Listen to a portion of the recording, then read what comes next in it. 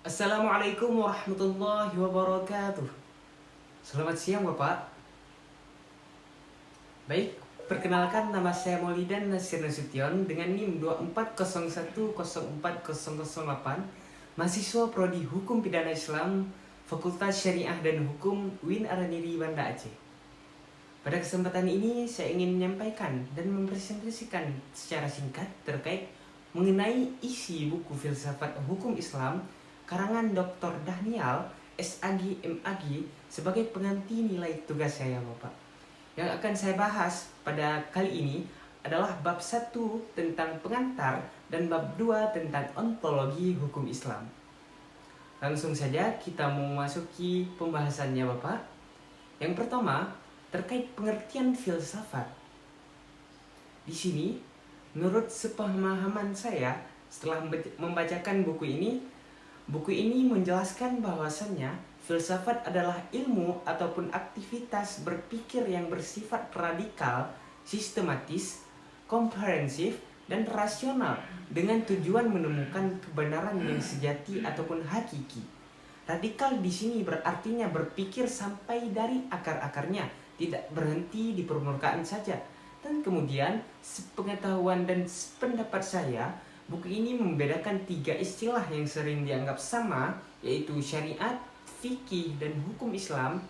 Dan syariat adalah seluruh ajaran Islam yang ada dalam Al-Quran dan hadis, mencakup akidah, mencakup akhlak, mencakup fikih. Dan fikih adalah ilmu yang menggali hukum syariat secara praktis dari dalil-dalilnya.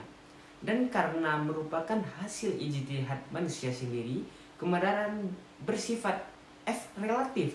Sedangkan hukum Islam adalah fikih yang sudah diformalkan oleh negara, bisa berupa undang-undang ataupun peraturan pemerintah sendiri. Yang membedakan hukum Islam dari hukum sekuler menurut saya Pak di sini adalah bahwasannya validitas suatu aturan adalah hukum Islam yang ditentukan sejauh mana yang mencerminkan kebenaran ilahi dari Allah Subhanahu wa taala. Dan mengenai definisi filsafat hukum Islam sendiri di sini dari buku ini dan yang bisa saya tangkapkan adalah terkait Fathur Rahman Jamil bahwa filsafat hukum Islam adalah pengetahuan tentang hakikat, rahasia, dan tujuan hukum Islam baik dari sisi materinya maupun dari proses penetapannya.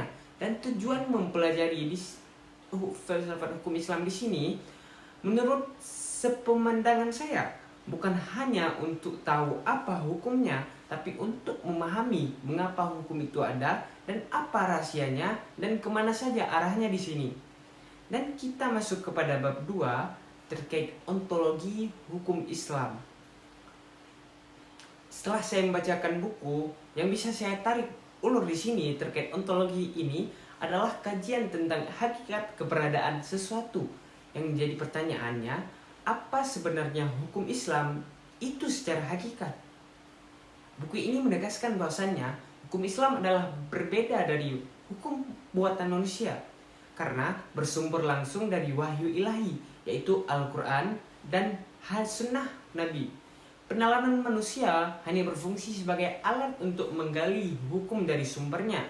Tapi menurut pandangan saya Pak, buku ini menyebutkan bahwasannya beberapa keistimewaan hukum Islam di sini. Yang pertama, hukum Islam bersumber dari Allah Subhanahu wa taala sehingga otoritasnya tidak bisa ditandingi kekuasaan manusia dimanapun.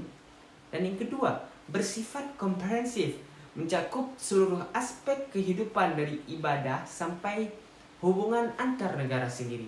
Yang ketiga, bersifat dinamis dan fleksibel. Penerapan bisa menyesuaikan perubahan zaman melalui ijtihad. Dan yang keempat di sini, orientasi kemaslahatan menjaga kebaikan manusia di dunia maupun di akhirat. Baik Pak, mungkin hanya demikian yang bisa saya sampaikan terkait pembahasan ini, pembahasan bab 1 dan bab 2.